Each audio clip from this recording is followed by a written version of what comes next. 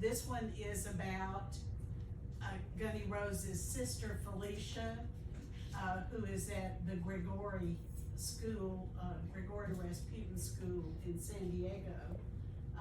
If you don't know about this set of books, they're set in an alternate America where in the 1930s, where the country is fractured into 5 different countries. And San Diego, most of California, and part of Oregon are the Holy Russian Empire. Don't ask me to explain. It's long, it's long. But that is where Felicia goes to school. And if you want me to read, I will.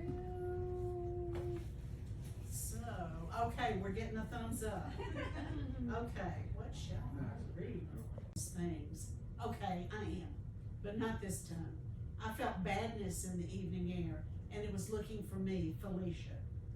I stopped and pressed myself into the recessed front of a stationery store. The shop windows were still lit, but there wasn't a light over the door.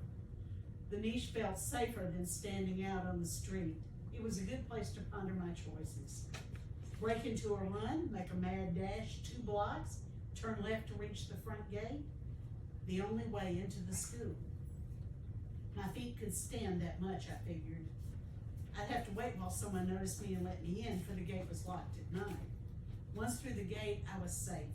No one would dare attack a student on the grounds of the school where Gregory Rasputin himself was buried. No one. I stuck my head out of the recess to scan the narrow street. There was some light traffic and a few people walking. None of them looked in my direction. I prepared to make the run, even on my battered feet, but I hesitated 1 more second, and that saved me. The woman who pretended to get hit by Felix's car emerged from an alley on the other side of the street. Though she was wearing a full skirt and a sweater instead of a suit and hat, I knew her. She didn't see me, but that could change at any moment. I was right, they were watching. Maybe I could make the dash. I was lighter and younger. I just didn't have the nerve to risk getting caught again. With no thought at all, I reached behind me to turn the doorknob of the stationery store and stepped inside. It was warm and there was a rug on the floor. It felt like heaven under my feet. I did feel a little bit guilty about the blood, but only for a moment.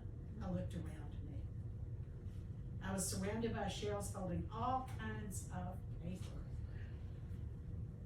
From stationery with flowers to sketch pads, invitations, many shades of white and cream and pink, all pretty, squared up in order. There was no sales clerk in the room, and there was a telephone sitting on the counter in plain sight. Quick as a wink, I was dialing the number of the school. The sound of the dial was awfully loud. Rasputin School, Tom O'Day said. It's Felicia. I'm at the stationery store behind the school, I said. I kept my voice very low. You're free? Free but pursued. Come quick. A woman who might be 30 stepped through from the back room. Her eyes got wide behind her glasses when she saw me. She'd expected to see someone, and that someone was not me. Filthy, blood-stained girls in school uniforms probably didn't come into the stationery store very often. Wait till she spotted my bloody footprints on her nice wooden floor and wool rug. Can I help you? She said, politely enough. Maybe it was because of the day I'd had. Maybe it was growing up, where the good poor were tossed like a salad with the violently criminal.